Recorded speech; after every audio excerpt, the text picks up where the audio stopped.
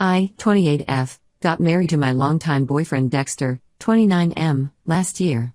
We dated for 6 years before finally tying the knot. Our relationship started in college when we met through mutual friends at a campus event. Dexter was studying engineering while I was pursuing my degree in business administration. We clicked instantly and have been inseparable since then. For context, my younger sister Aria, 24F, has always been competitive with me since childhood. Whatever I did or wanted, she had to do it first or better. This behavior started when we were very young. When I was 7 and joined ballet classes, 3-year-old Aria threw tantrums until our parents enrolled her too. When I joined the school basketball team in 8th grade, she suddenly developed an interest in basketball and joined too, despite never showing any interest in sports before. When I started learning piano at 15, she insisted on taking piano lessons and practiced extra hours just to outshine me at the annual recital. This pattern continued through high school. When I got straight A's in my sophomore year, Aria studied day and night until she got straight A's plus extra credit in all her classes. When I got accepted into the state university with a partial scholarship, she worked herself to exhaustion to get into an Ivy League school with a better scholarship. Our parents always encouraged this behavior, treating Aria as their golden child who could do no wrong. When we were kids, if I complained about Aria copying everything I did, my parents would say I should be flattered that my little sister looked up to me so much. As we got older, they praised her relentlessly for everything while my achievements were often overlooked or treated as expected. They spent thousands on her Ivy League education while I had to work part-time jobs to help pay for my state university tuition. When I started dating Dexter in college, it didn't take long for Aria to find out about him through social media.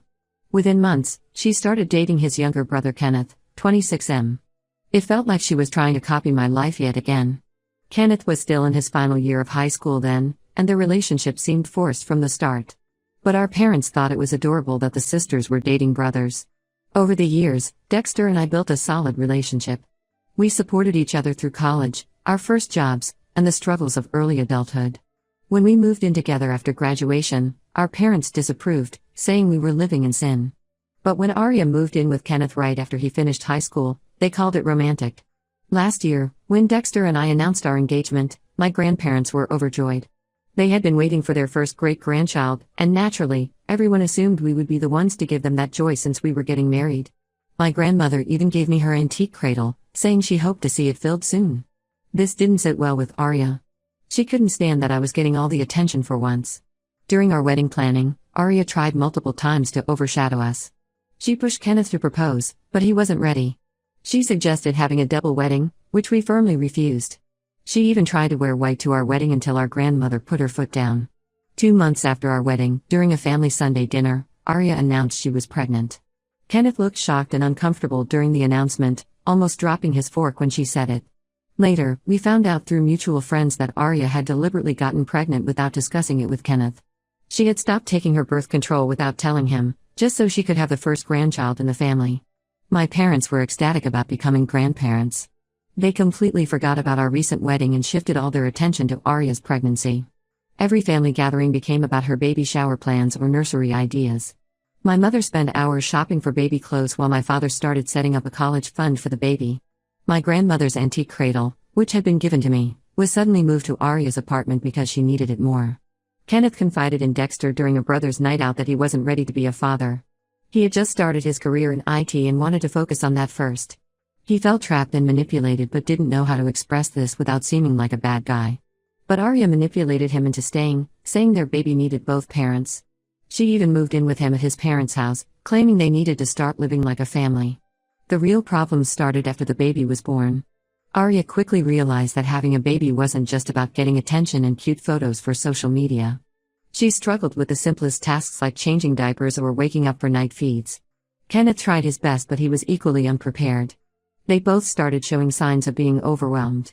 Aria would call our mother at 3 a.m. crying about how hard everything was, and Kenneth started staying late at work to avoid coming home. Last week, my parents invited Dexter and me for dinner.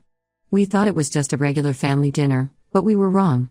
They had invited Dexter's parents too, which should have been our first red flag. As soon as we sat down, my mother started talking about how stressed Aria was with the baby. She mentioned how Aria needed time to figure out her life and career and how the baby was making it difficult for her. She talked about how Aria's mental health was suffering and how she needed a break. Then came the shocking part. My parents suggested that since Dexter and I were stable, mature, and had been married longer, we should take the baby and raise it as our own. They said this way we wouldn't need to try for our own child, and Arya could focus on her life. I was speechless. They were asking us to take on someone else's child just because the actual parents weren't ready for the responsibility they had purposely taken on. Now both our families are pressuring us to reconsider. They keep saying we're being cruel by not helping Arya when she needs us. But Dexter and I refuse to let them manipulate us into taking on a responsibility that isn't ours. We didn't ask Arya to get pregnant, and we certainly didn't ask her to use her pregnancy as a way to steal attention. This isn't a used car we're talking about, it's a human being.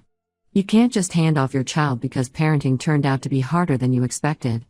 Update 1: The situation has gotten worse since my last post. Yesterday, Arya and my mother showed up at my workplace during lunch. I work at a marketing firm in the city, and they somehow found out my lunch schedule. They cornered me in the parking lot as I was walking to my car to grab lunch, demanding that I listen to their proposal. As soon as they approached me, I knew this wasn't a casual visit. Arya looked like she hadn't slept in days, with dark circles under her eyes. She started crying about how she and Kenneth weren't ready for parenthood and how they needed more time to figure things out. She kept saying she felt trapped and overwhelmed, that she never expected motherhood to be this hard. My mother then revealed their new plan. They suggested that Dexter and I could take the baby for a trial period of 6 months. If things didn't work out, they would find another solution.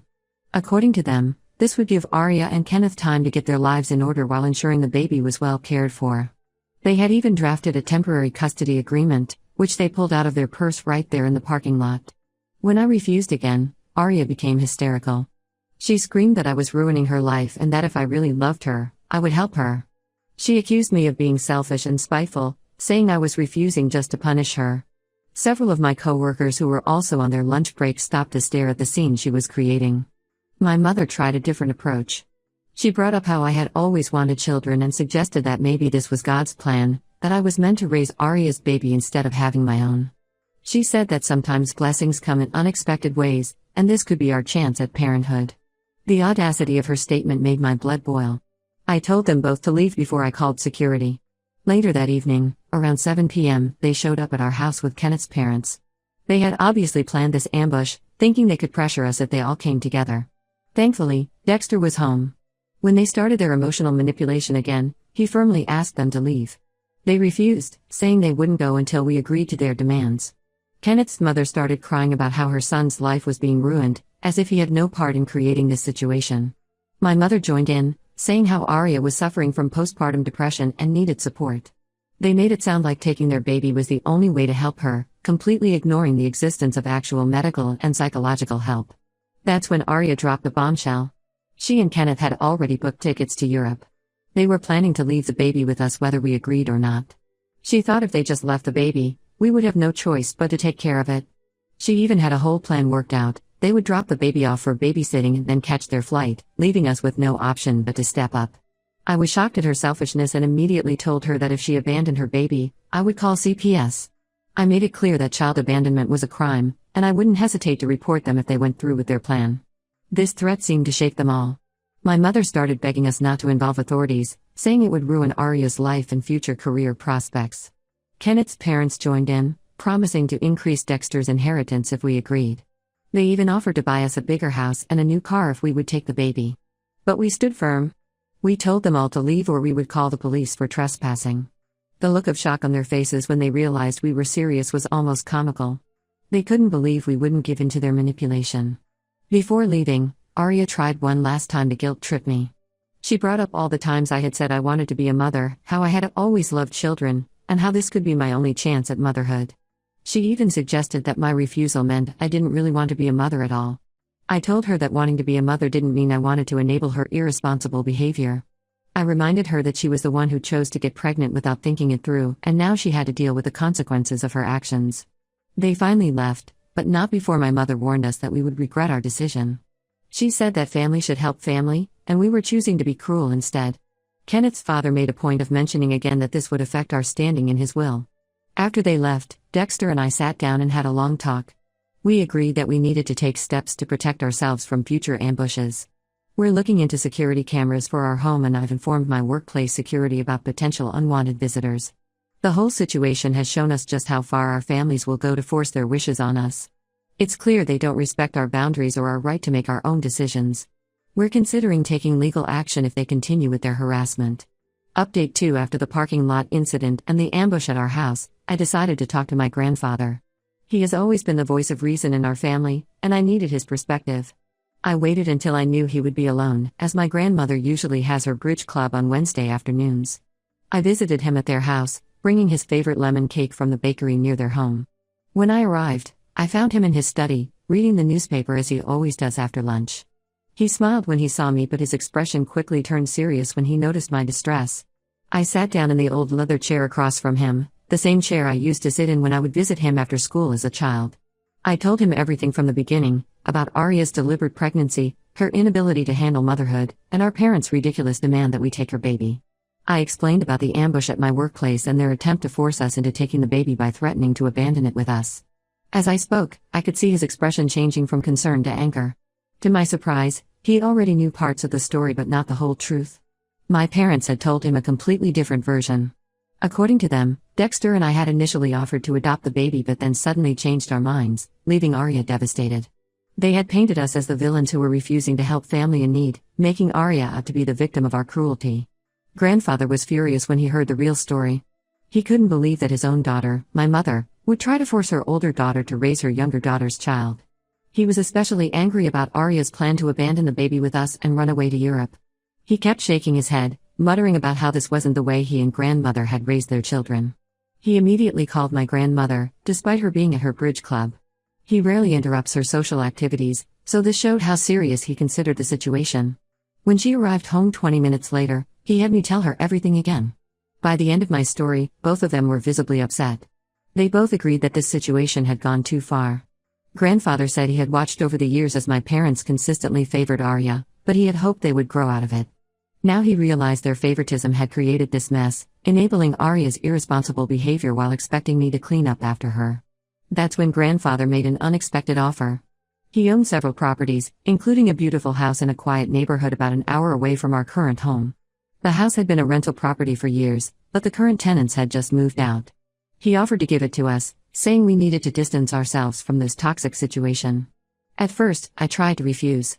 The house was worth at least $500,000, and it felt like too much to accept. But grandfather insisted. He said he had planned to leave it to me in his will anyway, and giving it to us now would help us escape this impossible situation. My grandmother agreed with him. She said that sometimes the only way to deal with toxic family dynamics is to create physical distance. She also pointed out that the house would give us space to start our own family when we were ready, without interference from either set of parents. They had their lawyer draw up the paperwork the very next day. The house was transferred to our names with the condition that we couldn't sell it for at least 5 years, not that we would want to. Grandfather said this condition was to prevent our parents from trying to pressure us into selling it and giving the money to Arya. When I got home that evening and told Dexter about my grandparents' offer, he was stunned. He had always gotten along well with my grandparents, but this level of support was unexpected. We spent the night discussing the offer and what it would mean for us. Moving an hour away would mean longer commutes to work, but the peace and distance it would provide seemed worth it. We decided to accept my grandparents' generous offer. The house needed some minor renovations before we could move in, but grandfather offered to cover those costs too. He said he wanted us to have a fresh start, free from the drama and manipulation we'd been dealing with. Update 3: It's been 3 months since we moved into the house my grandfather gave us. The distance has helped immensely in maintaining our sanity. The first thing we did after moving was change our phone numbers and only gave the new ones to my grandparents and a few trusted friends. We also installed a comprehensive security system with cameras, just in case anyone tried to show up uninvited. The house has become our sanctuary. We spent the first month repainting and making it our own. Dexter converted one of the spare rooms into his home office, and I turned another into a library, something I've always wanted. The large backyard gives us space to garden and relax, far from the drama we left behind. Arya and Kenneth never went to Europe. After realizing we were serious about calling CPS, they had no choice but to step up as parents. From what we've heard through mutual friends, they're both finally taking parenting classes and seeking help with childcare. Kenneth's parents stopped threatening us with the inheritance when they realized we weren't going to change our minds. My mother still tries to reach us through mutual friends. She sends messages saying we're being childish by moving away and that we're breaking up the family. She even tried to get my work email address to contact me, but thankfully my company respects employee privacy. Last week, she sent a letter through one of my cousins, claiming that Arya was depressed because of our actions and that we were being cruel by not helping her.